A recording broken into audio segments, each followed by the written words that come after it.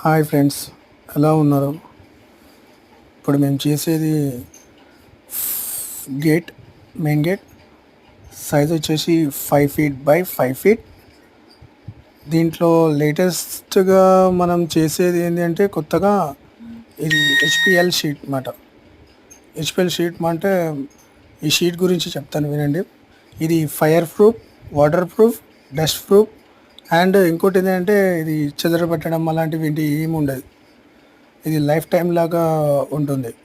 ఇంకోటి ఇది వచ్చేసి త్రీ డీ డిజైన్ అనమాట. ఇంకోటి మేము హోల్స్ ఎందుకు వేసాము, అందరు రిబిట్లు కొడతారు కదా, మీరేంది హోల్స్ వేసారు అని అనుకుంటున్నారేమో.